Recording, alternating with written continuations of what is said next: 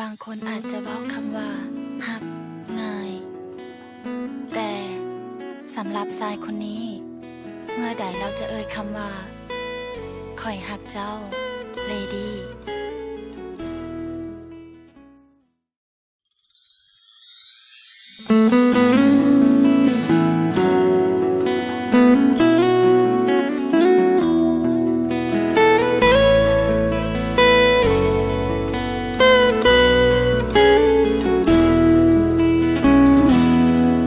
จากเมืองหลวงแสนสีวิไลจากเดินไกลเข้ามาอยู่บ้านป่ามีภูเขาและพงพนากับทุ่งหญ้าและความจริงใจ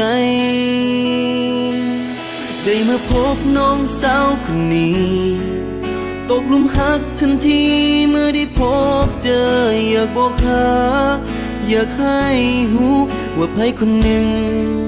นั้นคิดจังใดอยากจะบอกว่าคอยหักเจ้า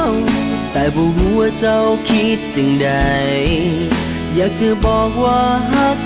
เจ้าเหลือหลายหักเจ้าบ่เสื่อมคลายคอยหักเจ้า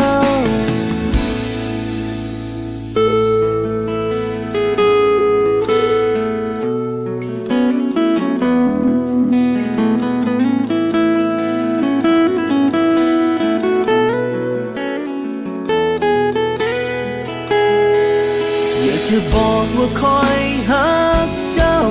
แต่บ่รู้ว่าเจ้าคิดจังใด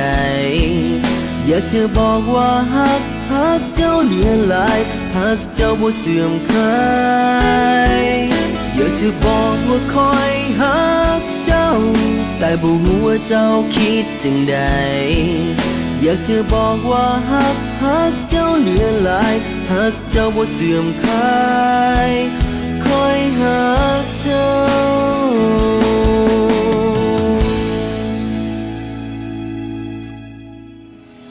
อยากจะบอกว่าคอยหักเจ้า